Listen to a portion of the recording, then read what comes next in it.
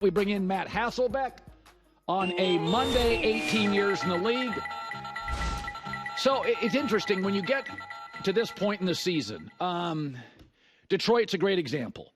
We know they're good. And I will give them credit. That was a classic trap game. They could have gone on the road. They could have played poorly. They just lost to Buffalo. Where are you this morning on Detroit going forward, dealing with all these injuries? Well, that'd be a big trap losing to Chicago, Colin. I mean, that's hard to do right now. Listen, I like Detroit. I like Detroit. You know, they've kind of been the hunter. Now they're the hunted. And I think that you're seeing kind of the evolution of Dan Campbell as a head coach. I think he's learning. I think he's been pretty transparent about where he's made mistakes. I think it's one of the reasons guys like him. And this is kind of, I think, the big thing I think of when I talk about Detroit. Like, we think about their toughness and their creativity. I like that. But you got to think now as a team, like you used to be thinking back in the day, hey, we're playing a 16-game season. Now Detroit's up there with the big boys, and they got to be thinking they're playing 20-something games because they're Super Bowl contenders now. And so I think maybe that toughness, there's limits on how tough you can be if you don't want to end the season with a bunch of guys on IR. And so, like, I just go back to my first year in the NFL. The Green Bay Packers were coming off of 2 consecutive Super Bowls. That offseason wasn't at all what I thought it was going to be like. They were learning to play not in pads. There were guys like Reggie White and Brett Favre and Antonio Freeman and Dorsey Levens and, Gilbert Brown. They learned how to play tough without always being in pads. And that might be one of the lessons that Detroit needs to learn going forward if they want to have sustained success. We talk about it on this show all the time. There are great stories, and then there are great teams. And I thought Minnesota early in the year was Sam Darnold. Now, it's a great story. Redemption for Darnold. He had a turbulent career. He's a great kid. Kevin O'Connell, the tall Sean McVay. Great story. Detroit's got better players. Philadelphia, Buffalo, Baltimore. Great story. You start winning all these close games. I don't know, man. I'm like, it's like Kansas City winning close games. After a while, that's who you are. I don't want to hear luck. I look at Minnesota and I'm like, Detroit's beat up. Philadelphia's got drama. I don't know. What do you see with Minnesota? I think it's a pretty good team. See a few things with Minnesota. Number one, Brian Flores is unbelievably underrated. Like, I think everyone kind of gives him his credit. Like, oh yeah, he's great. Like, no. He is legitimate. And then on the flip side, Sam Darnold is playing outstanding. Like, that throw that he had, kind of that cover 2 hole shot. Here it is on the screen right now. That throw was ridiculous. That's a game-winning throw. That's a jaw-dropping throw.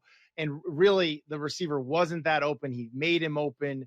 I think Sam Darnold's playing great football. He's going to get paid whether in Minnesota or somewhere else this year. He has definitely earned it. Yeah. So, I don't want to pick on Brock Purdy, but you start talking $50 million. Like, that to me, a great example is Burrow. O-line's not good. Defense isn't, so he's always in a shootout. I think the coach is fine. But I look at Burrow and I'm like, okay, that's what $55 million looks like. And I look at Purdy and I'm like, okay, he didn't have Christian McCaffrey. Well, Darnold doesn't have his left tackle. You got to win when it's not perfect.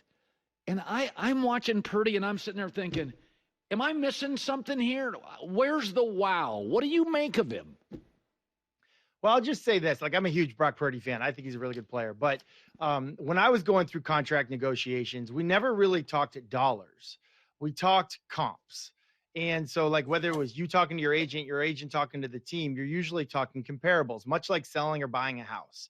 And so, like, I remember one year, the team was trying to say that, hey, you to us contract wise, you're Chad Pennington. And I was trying to say, no, I'm Steve McNair, or like so whoever the latest contracts were. And then ultimately you probably slide in there somewhere in between what you want the comp to be and what they want the comp to be. So it's not necessarily like they come into a negotiation and they say, hey, it's got to start with a 5. Usually they'll look around and they'll talk about what the other options are this offseason. Ironically, Sam Darnold could be one of the other options. Or you talk about what contracts were done last year that you think are a good comp for you, who you are as a player. And that's really where the negotiations happen. And that's a lot of times where you see guys get offended. Like, wait, what? You think I'm the same player as that guy? And so, like, sometimes negotiations go south. You see it more often at wide receiver negotiations because, I think they comp themselves to the other guys more than quarterbacks do. Quarterbacks, I think, realize that there's a lot that goes into my success or my failures, but that's how this negotiation will probably go, or at least how it'll start out.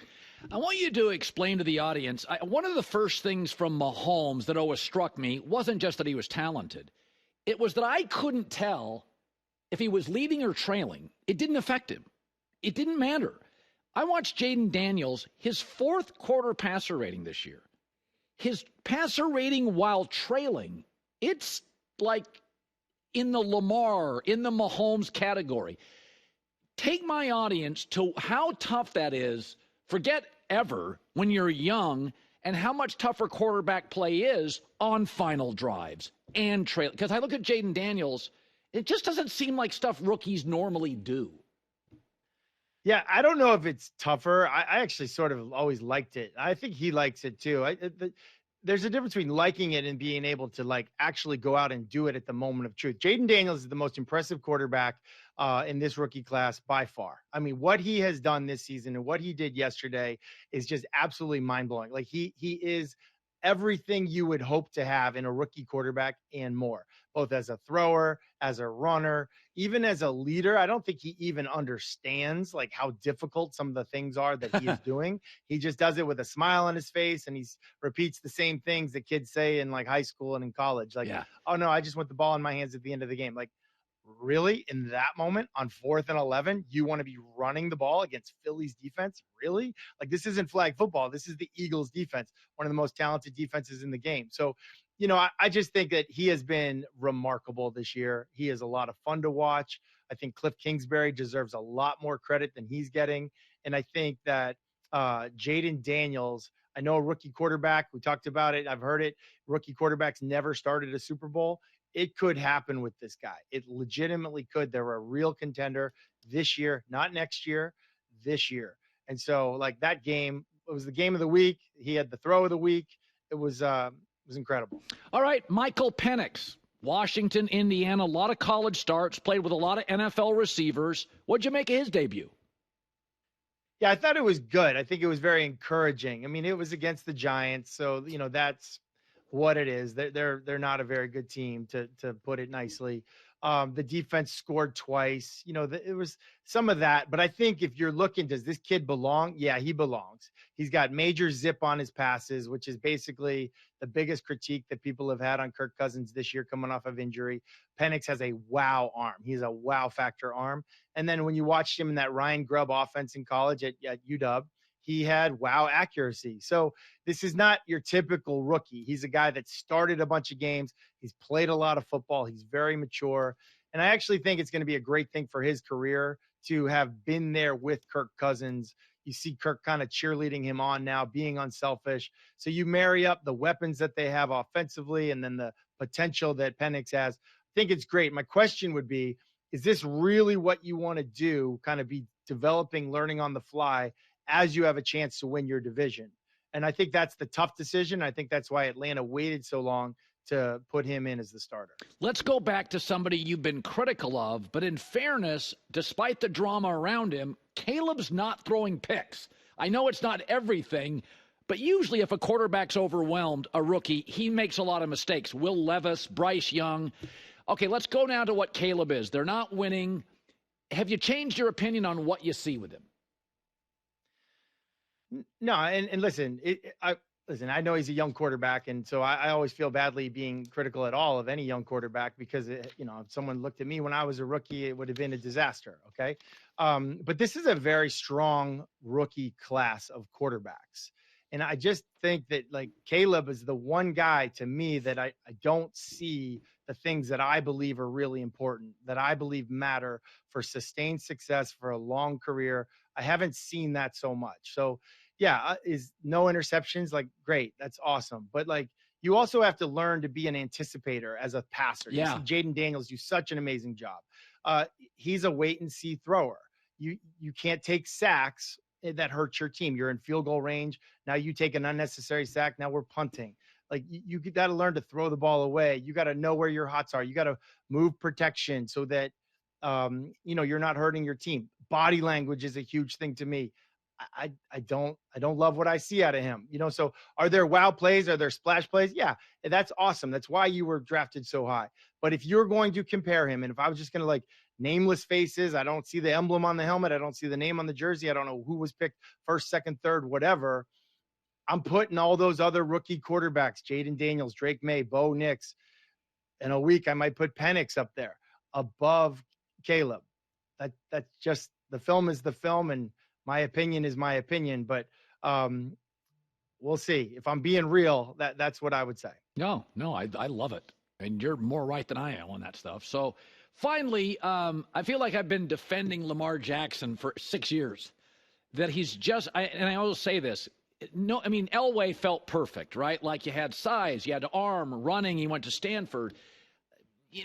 Some players are developing as pros, and I think Lamar's become a very nice, they finally got him a number one in Zay Flowers. They always had a run game.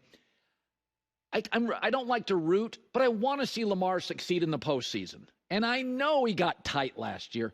I thought he was so good against Pittsburgh. Where are you now on Lamar, Baltimore, today? Do you feel good, or is the anxiety creeping up for playoff Lamar for you?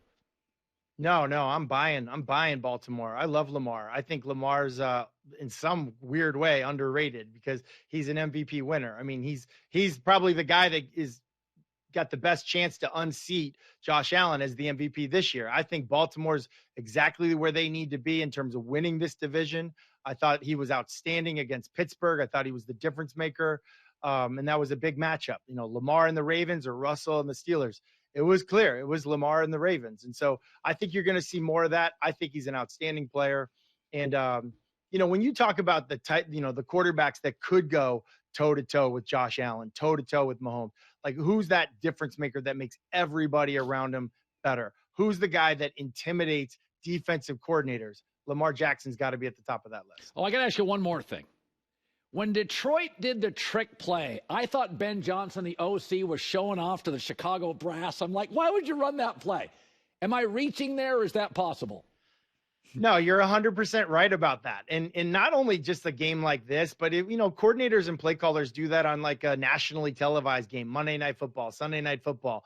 They save it. The funny thing is most guys don't have the courage. They don't have the stones to call it in that game. You put a trick play in for the Bears, you end up calling it like 7 weeks later. I think like to the Philly special against New England, they probably didn't put it in for New England. They probably were practicing it like for 11 weeks. And then they were like, I think it was Foles and Doug Peterson. They were like, you want to just run Philly special? We've been running it in practice the whole season. It's ready to roll. So no, listen, I think Ben Johnson's been one of the most impressive play callers and kind of creative guys. But yeah, that was a little bit of a show off, a little bit of an audition, no doubt. Great seeing you as always, man. You're always money. Love your stuff. Matt Hasselbeck. Thanks, bud. Thank you, Colin. Hi, everybody. It's me, Uncle Colin. Subscribe here to get the latest from the herd, including exclusive behind-the-scenes videos and more, wherever you may be, however you may be watching. Thanks again for making us part of your day.